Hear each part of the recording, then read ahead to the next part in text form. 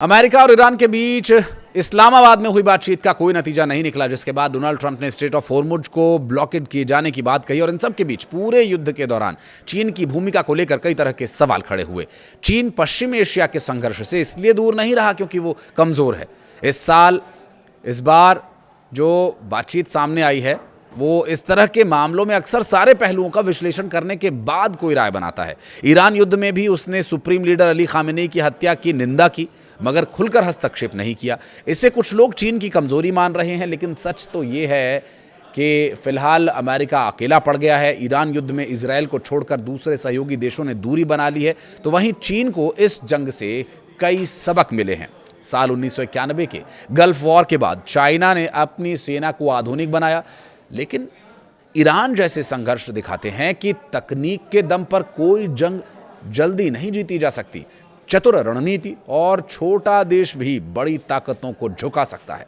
फिर किसी भी क्षेत्र पर कब्जा करने के लिए सेना जमीन पर उतारनी ही पड़ेगी। ये चीन के लिए सबक है, जिसने 1979 के बाद से कोई बड़ा युद्ध नहीं लड़ा है।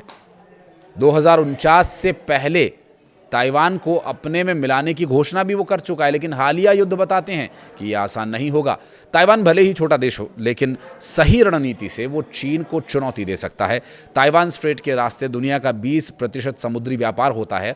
चीन इस जलमार्ग को बाधित तो कर सकता है, लेकिन ऐसा करने पर उसे अमेरिका के विरोध का सामना करना पड़ेगा, जो फिलहाल उसके लिए वो तैयार नहीं है। आगे हो सकता है कि ये संभव हो। ईरान स्ट्रेट ऑफ हॉर्मुज में अपनी ताकत बढ़ा रहा है। ताइवान स्ट्रेट को लेकर इससे मिले सबक चीन के काम आएंगे, और चीन की सेना अमेरिकी रणनीति, उसके हथियारों और आर्टिफिशियल इंटेलिजेंस के इस्तेमाल पर करीबी नज़र रखी जा रही है, ताकि आने वाले समय के लिए अपनी तैयारी को बेहतर बना सके। चीन को ईरान युद्ध से ये सबक मिला है, ज़रूरत पड़ने पर दूसरे देशों की मौजूद अमेरिकी ठिकानों को निशाना बनाया जा सकता है। बुनियादी ढांचों को भी अमेरिकी हमलों से बचाने के लिए और मजबूत बनाया जा सकता है। राष्ट्रपति शी जिनपिंग का भी सप्लाई चेन मजबूत करने पर जोर है, ताकि संकट के समय इकोनॉमी पर आंच ना आ जाए। ईरान ने चीन को ये भी सीख दी है कि मजबूत विचारधारा, एकजुट संगठन मुश्किल हालात में टिके रहते हैं। इसलिए चीन कम्युनिस्ट पार्टी के भीतर एकता बढ़ाने और बाहरी विचारों से सतर्क रहने पर ज्यादा फोकस कर रहा है। चाइना ईरान युद्ध के दौरान खुलकर सामने नहीं आया, पर उसने पाकिस्तान का इस्तेमाल किया ताकि उसके हित सुरक्षित रहें। उसने ईरान से तेल और व्यापारिक लेन देन जारी रखा, और शिपिंग और बैंकिंग चैनल्स जैसे अलग अलग तरीकों से उसकी मदद भी करता रहा। कुछ खबरों के मुताबिक तो चीन ने कुछ दोहरे उपयोग वाली जो सिविलियन और मिलिट्री वस्तुएं ईरान को भी दी हैं, जिसमें GPS जैसी तकनीकी मदद भी शामिल है। ईरान युद्ध में आगे जो भी हो, इससे चीन को फायदा मिलेगा। अव्वल तो चीन पर ईरान पहले की तुलना में कहीं ज़्यादा निर्भर होगा, खासकर तेल और बुनियादी ढांचों के पुनर्निर्माण में।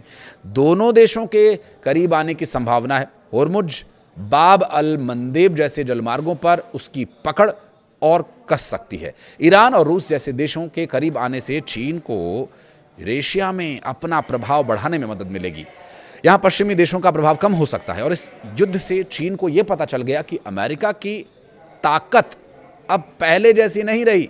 चीन अब दुनिया को वैकल्पिक प्रौद्योगिकी, उन्नत हथियार, सैटेलाइट आधारित नेविगेशन, AI प्लेटफॉर्म जैसे नए व्यापार चैनल्स भी दे सकता है। हालांकि अब सवाल यह है कि चीन इसे समझदारी से इस्तेमाल करेगा या नहीं।